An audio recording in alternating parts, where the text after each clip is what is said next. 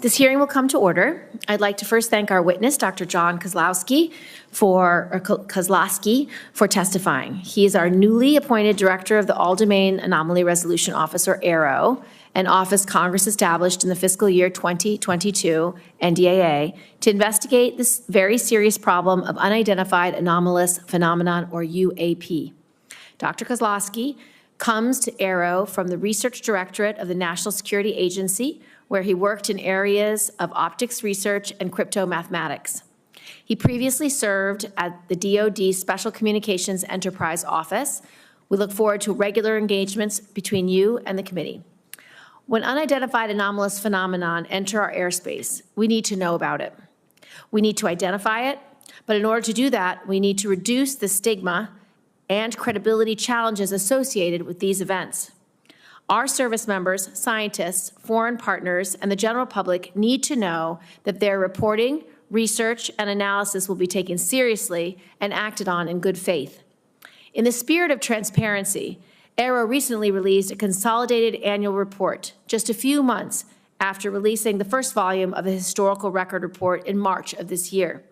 These public documents help highlight the challenges still facing this office, including the lack of timely and actionable sensor data, the need to revisit cases placed in the active archive, and the importance of improving reporting sources, both in the interagency and internationally.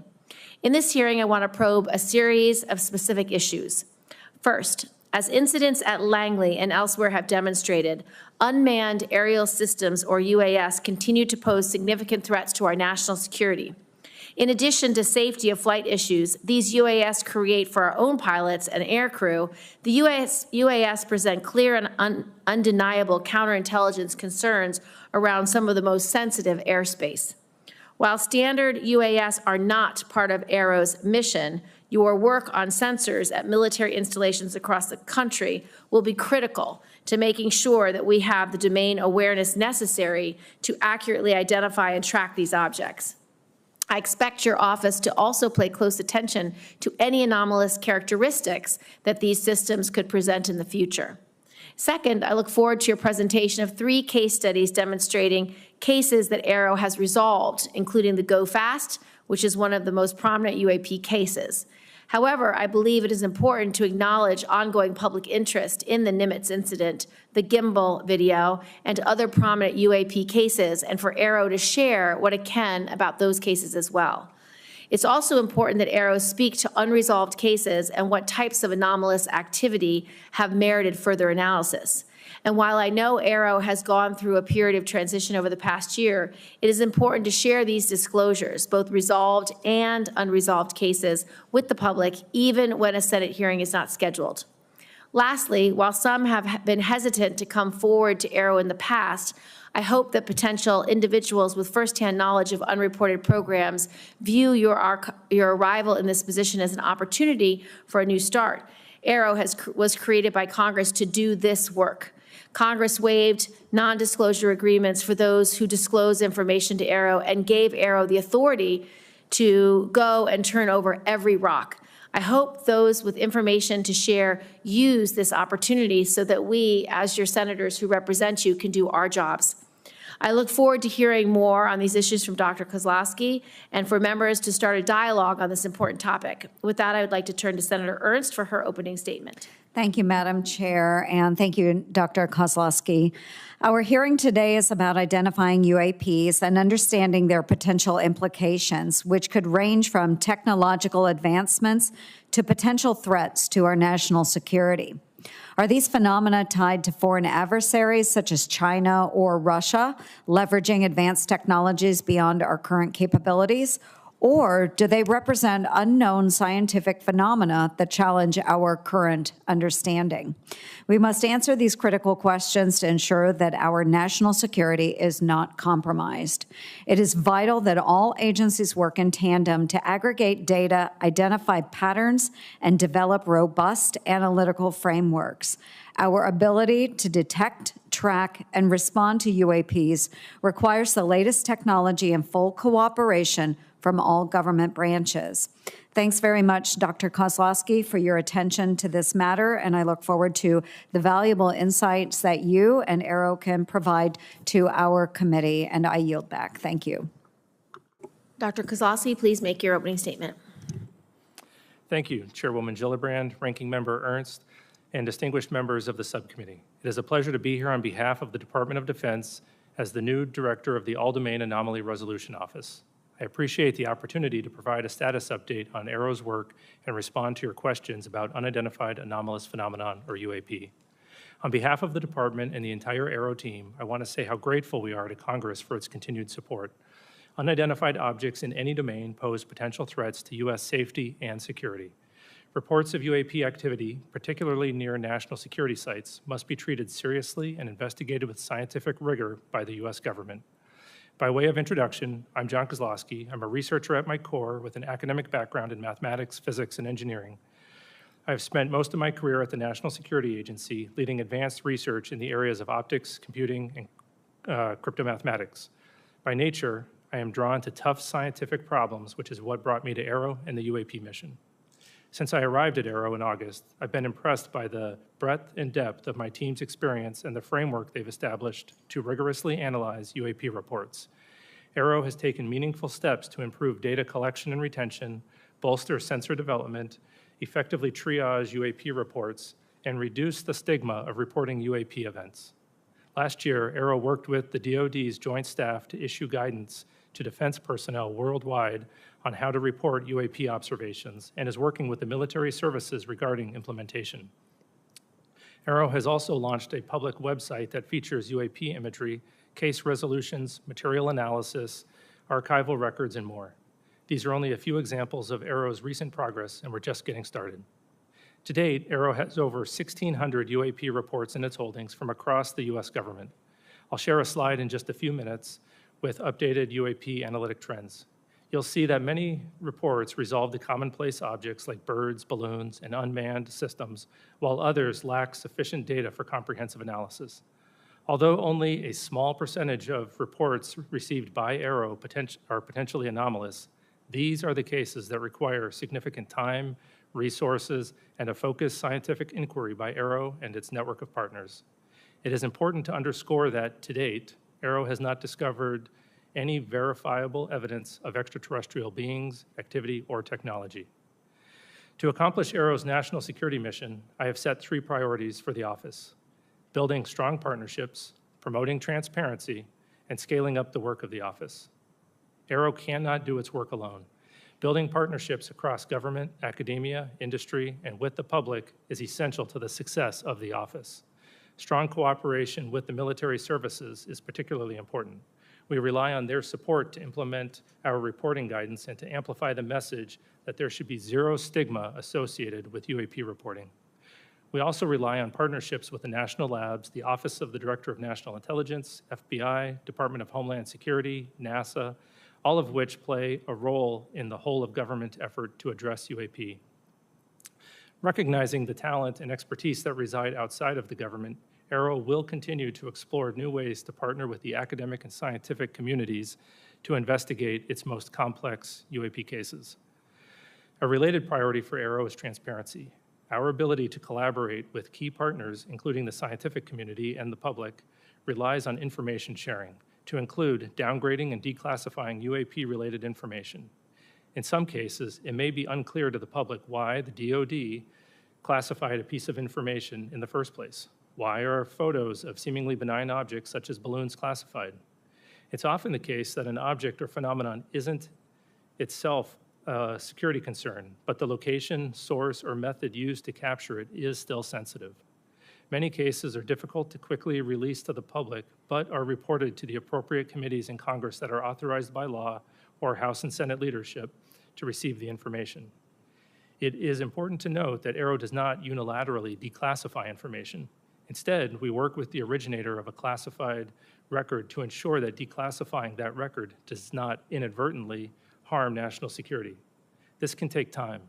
Nonetheless, the department is committed to declassifying and publicly sharing more information on UAP while protecting sensitive sources and methods. I'll be sharing some newly declassified imagery in just a few minutes. AARO is also working closely with the National Archives and Records Administration to make UAP-related documents publicly available in a digitized collection. Meanwhile, AARO continues to review the U.S. historical record relating to UAP. We welcome any former or current government, civilian, contractor, or military service member with relevant information to reach out to us at www.aaro.mil. My final priority is scaling up AARO's work to match its mission. AARO needs to bolster the quantity, quality, and diversity of data that it acquires and examines. This means tapping into existing data sources within the interagency while deploying AARO's own organic sensor capabilities. To the extent that UAP result from the domain awareness gaps, more and better data will help us fill those gaps and help us understand what is being encountered. In closing, AARO is committed to the highest standards of scientific integrity. We will not foreclose on any explanation for UAP prematurely. We will continue to follow the science and data wherever they lead. We will continue to have an open and frank dialogue with Congress in settings like these and in classified briefings. We will continue to keep you fully and currently informed of all UAP information, active or historical. And finally, we will share as much information as possible at the unclassified level to inform the public of AARO's activities and its findings. For now, I'd like to turn to a brief presentation of UAP trends and cases, and then I'd be happy to take questions.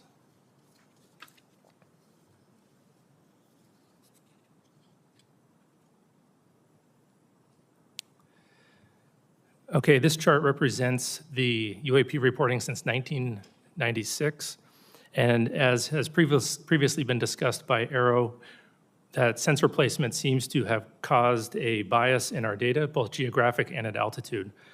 And we're working to resolve that bias in 2025 or reduce that bias through broader engagements with the DoD as well as the IC and the rest of the government, also by incorporating broader sensors into our data and through a public reporting mechanism that we hope to have live in mid-2025.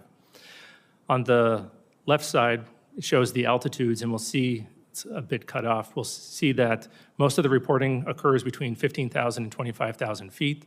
That happens to be where most of our sensors are. And the reporting above and below that is also often coming from those same platforms. In the center, we'll see that the resolved cases have the vast majority being balloons and UAS. We're seeing a great increase in satellites recently, particularly with the launch of mega satellite constellations such as Starlink, where the satellites are catching what is called satellite flares or glint off the sun just after sunset or just before sunrise. And on the rightmost, we'll see the morphology or the shapes that have been reported. The majority have been lights or orbs. We think that there's going to be an increase in the lights with the mega constellations, but our most interesting cases, some of which I'll discuss later, are actually the shapes such as the triangles or the cylinders. And at the bottom, we'll see the geographic bias that I mentioned before, where most of the reports historically had been near the government sites. This bias has been reduced recently by reporting from the FAA. We now get weekly reports from them. And great thank you to our aviators for making those reports. It helps our analysis quite a bit. Okay, a case that we thought would be a transmedium case as it was reported is well known on the outside, known as the Puerto Rico case. It was data collected in 2013 when a Customs and Border Patrol aircraft observed an object flying near an airport in Puerto Rico.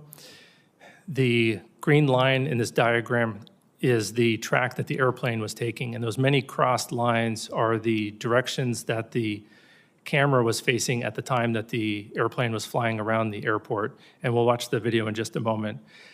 The orange arrow in the center is where we assess that the UAP was actually flying, and transmedium means that it goes from one domain into another. In this case, it looks like it goes from the air into the water and then back into the air. We assess that it was actually flying over the airport the entire time. And this video was taken with infrared, and what appears to be the transmedium part where it goes into the water is actually where the temperature of the water is equal to the temperature of the object, and the camera can no longer distinguish between the two. It's not that the object actually goes into the water. And so we assessed that the object, likely a pair of balloons or sky lanterns, was floating at about 7 knots over the airport and descending to about 200 meters. And this video will be released, and our report will be released later this year. The Go Fast was captured the public attention and congressional attention when it was made public in 2017. Looks like an object flying very fast over the water, very close to the water. Through a very careful geospatial intelligence analysis using trigonometry, we assess with high confidence that the object is not actually close to the water, but is rather closer to 13,000 feet. Diagram here shows as the platform is flying and capturing the object, if it is closer to the platform at a higher altitude, a trick of the eye called parallax makes it look like the object is moving much faster. And so we've written a detailed paper on parallax, released that on our website so that the public can literally check our math on this analysis. An interesting case, which I don't believe the public is familiar with, is captured in 2018 from a UAV flying in the Mediterranean, watching Mount Etna as it was erupting. And it appears that that object is flying through the plume of superheated gas and ash. This was a rather difficult case to resolve. We had to pull in support from a number of IC and S&T partners and even reach out to a volcanologist. And through very detailed 3D modeling and pixel-by-pixel analysis of the object as it's traversing across the clouds, they assessed that the object was actually 170 meters away from the plume and not flying through it. And to be clear, AARO does not believe every object is a bird, a balloon, or a UAV. We do have some very anomalous objects. It's just the nature of resolution. We can only resolve things that we understand. So we're now working on additional products where we can inform the public, Congress, and others of the objects as we're studying them, rather than once we've resolved them. With that, I'll take your questions. Thank you, Dr. Kosloski. I appreciate your testimony. It's been widely reported that individuals claiming firsthand knowledge of unreported UAP programs have been reluctant to engage with AARO. What message do you have for those individuals, and how will you work to gain their trust? I would let them know that Congress has gone out of its way to create the organization AARO specifically to conduct these sorts of investigations, and has uniquely empowered them to have access to all UAP-related information, whether that's historic or current. Mm-hmm. And we take that responsibility and those authorities very seriously. And so we have been reaching out to a broader community, encouraging folks who had talked to AARO personnel in the past and maybe felt uncomfortable to come back to us. We've met with several of their interlocutors and a couple of firsthand witnesses, and we are making great progress, and those firsthand witnesses that we have talked to do feel comfortable coming back to us. Mm-hmm. And so we hope that more folks that do have information would go to www.aaro.mil, fill out the form, send it to us so we can bring them in for interviews and add their information to our investigations. Thank you. I recently just read your report from March, your historic report, and I would encourage anyone who's interested in this topic to read the report, because when I was asked by a reporter about it, they said, well, it doesn't show any evidence of secret programs that have aliens. That's not how I read the report. What I read the report is the U.S. government took sightings extremely seriously over the last 75 years, put some of the greatest minds ever to analyze these cases because they assess them as some deeply unknown phenomena that may or may not cause threats, that may or may not be related to adversaries, but are certainly something that the U.S. government needed to know about. And what I read from this report is that we resolved numbers of cases, but in almost every instance, whether it was in the 40s, the 50s, the 60s, the 70s, the 80s, the 90s, the noughts, half the cases were unresolved. So I don't think this is an example of the government not taking these cases seriously. I think this is an example of our government spending 75 years taking these cases very seriously. And interestingly, for the group that put together this report, they didn't have access to any firsthand reporting. And so from my perspective, for whistleblowers and people who want to come in, please come in, because the purpose of AARO is so that the senators can do our job to provide oversight, accountability, and transparency. We find it very concerning that our pilots, that our Navy officers, that people who have sightings of UAPs are denigrated, are somehow dismissed or disregarded. They need to be protected. This is a huge issue for national security because, number one, we don't have domain awareness, which is very problematic. Number two, we don't have domain superiority if we don't understand how different UAPs are flying, what technology they're using, what their mission is, what their purpose is. And at the base level, we have so many UAPs around our bases, around our military sites, around our nuclear sites, that it's deeply disturbing that adversaries at a minimum could be using these opportunities to spy, to glean intelligence that will harm our long-term national security. So I'm grateful that you're taking the whistleblowers very seriously. I'm grateful that AARO is trying its best to integrate the private sector, the public, into their work. Interestingly, in this hearing, we heard that the FAA is now working hand in glove, which is very helpful.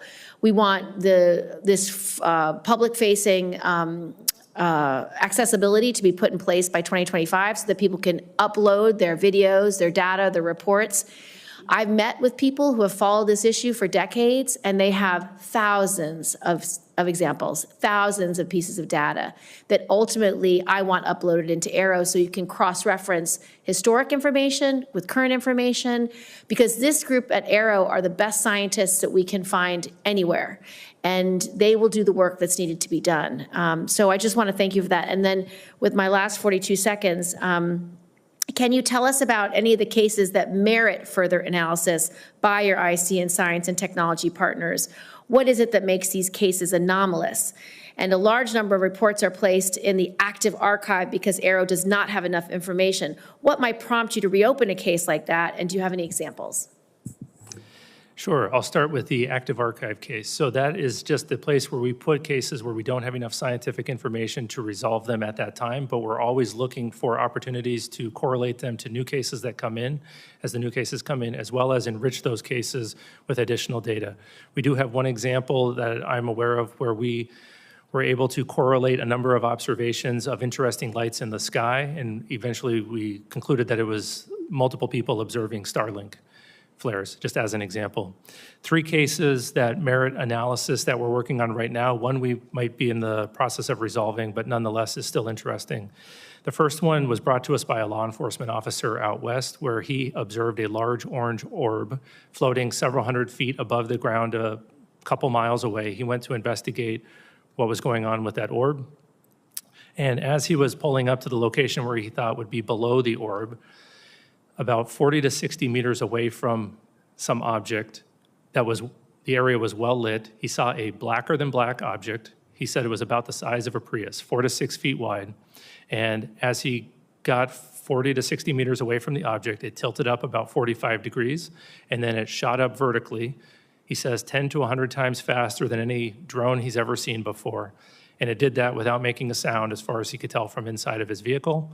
And just as it left his field of view through his windshield, then it emitted very bright red and blue lights that illuminated the inside of his vehicle as brightly as if someone had set off fireworks just outside of his vehicle, or street flares. So that's anomalous because of the size of the vehicle with the great acceleration, and when he came back to investigate that area, he found no disturbance of the ground beneath it. So that's one interesting one. Another one comes to us from Southeast US. There was a U.S. facility where 2 cars of government contractors were leaving the facility around 9 o'clock in the morning. They looked up in the sky and saw a large metallic cylinder about the size of a commercial airplane, and it was stationary. They observed that there was a very bright white light behind or around the object. They saw it stationary for 15 to 20 seconds, and then it disappeared. Obviously, an object that large, stationary, unless it's a blimp, is unusual, but then disappearing, we can't explain how that would happen. And then the last case was interesting. We had a aircraft that was flying parallel to another aircraft, and it was capturing imagery of it, and a small-looking object appeared to fly between the 2 of them much faster than them. Through very careful analysis, we think that the object might have actually been further away than the object that it was videotaping, but it requires very careful analysis to come to those conclusions, and we don't have the metadata to support that yet. Senator Ernst. Yes, thank you, Madam Chair. And Dr. Kosloski, you mentioned that you do work with the intelligence community. You're working with the FAA.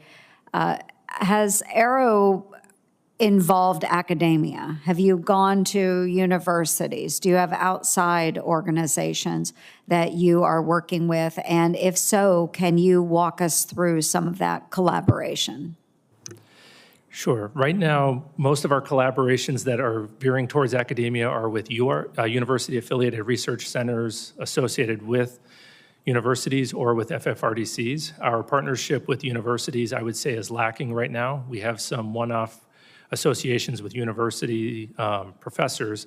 However, that's our fault, and it's largely because of the need to declassify data. We need to give the professors something to work on before we can really engage them. So we're working significantly on a declassification effort. We've hired a number of declassification experts, and we're going to be trying to get cases like the ones that I just discussed here declassified so that we can engage with the universities on a regular basis and provide them the data.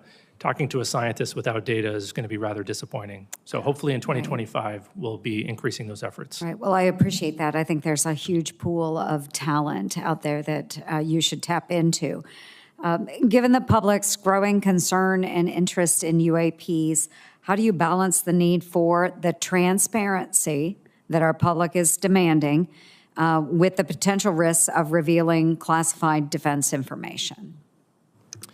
Yeah, that's always a concern that's on the front of our minds. We want to make sure that we're deconflicting both on potential U.S. programs and what the IC might be tracking for adversarial programs as we're aggregating that information and preparing to share it. However, oftentimes we can remove the discussion of the unidentified and anomalous activity from the sensitive information that our partners are concerned with. And that's usually going to be the platforms that the information was collected with if it is truly anomalous. And so we have our partners working alongside in the declassification of that data. Very good. And then without having to explain the UAP, what do we need to begin really doing about them? What precautions can we take? What should we be doing about them? I think that removing the stigma, reducing the stigma is the first step. We need to make sure that we're having honest and transparent conversations about them, because if we're hesitant to discuss them, then it opens the opportunity for an adversary, as you had mentioned earlier, Senator Gillibrand, to come in and conduct some activity. So we need to do that, and we need to have more persistent monitoring and understand that whether it is a UAP or a counter-UAS issue, that we need to have that complete domain awareness around our national security facilities. Wonderful. Thank you. Thank you, Madam Chair. Just a couple of follow-up questions. We didn't discuss in this setting the most recent UAP or UAS encounter with bases like Langley. I know that the incursion by UASs that were publicly made available through the press that took over 2 weeks was fairly alarming to senators because there was a question about what technology they were using. There was a question about why it was so hard to detect. Can you speak to how AARO will be integrated into the review of these kinds of cases and how you can be helpful to both the intelligence community and the Department of Defense in analyzing or being able to more quickly analyze what's knowable and what's not knowable, so that, because once you do identify it as a drone, for example, it then goes to the right department at DOD or the intelligence community to assess, deal with, or take down as the incident might be. But to talk to us a little bit about what role you can play for both the DOD and the IC community in these kinds of incursions that are happening when we don't know what tech is being used and we don't understand a flight pattern or we don't understand how they arrive and depart in the way they do. Yeah, we are generally going to be supporting them through an advisory capacity as an organization that naturally needs to conduct baseline experiments of the environment to see what normal looks like, whether it's balloons, birds, anomalous activity, or drones flying through an environment, we're going to gather a lot of data that will allow us to characterize an environment very well and then detect and follow those tracks, hopefully rather efficiently. There's also a lot of overlap in the type of sensors that are going to be used for the counter-UAS mission and the UAP mission, whether that's active detection like radars or passive like cameras. And so as AARO is trying to push the bounds on detectability for UAP, we're hopefully going to have best practices that we can also provide to the counter-UAS, and potentially we might have additional technologies that we can offer them to support. I'd like to just address a little bit of reporting and feedback. As you know, AARO is required to develop a mechanism for the public to report UAP information. Now that that mechanism for current and former military, civilian, and contractor personnel has been established, can you speak to AARO's plans for a public reporting mechanism, and how did AARO arrive at this approach, and were other options considered? And second, for pilots and operators who have reported a UAP, what feedback, if any, has AARO provided to these individuals related to what AARO is doing with their report and how the report has been resolved? How does such feedback or lack thereof impact the frequency of UAP reporting?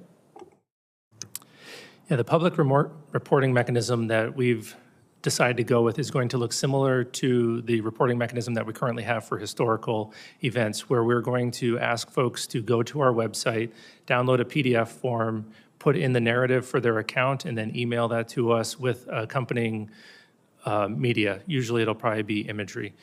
We went with that option because we thought, one, we could do it rather quickly, we could do it efficiently, make it very cost-effective for the taxpayer, but also we think we can gather all the data that we're going to need to conduct our analysis, and then we're going to have that feed into an automated processing system that will cross-correlate that against all the other public reported cases as well as the U.S. government cases.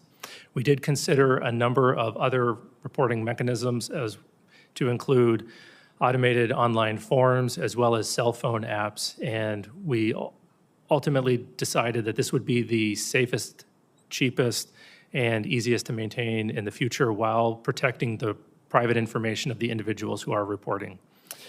Regarding the feedback from the resolved reports, right now we don't have a good feedback mechanism. It's fairly informal. We're working on building a case management system that AARO will use at all classification levels, and hopefully in that we'll be able to provide feedback as the case is going through the resolution process. We have multiple phases.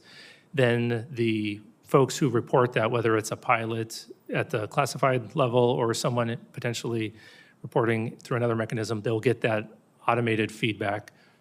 And then it is not determined at this point yet how much information we'll be able to include in that feedback where it is in the process. It'll depend on the classification of the resolution of the case. My final question is there anything that you need to tell the Senate that you need from us, whether it's funding, whether it's support, whether it's legislation? Is there any requests that AARO has of us or anything else you need to brief us on for us to be able to do our jobs to protect our service members as well as integrate public interest and public data and information into the future analysis efforts of AARO? So first of all, I want to say thank you again.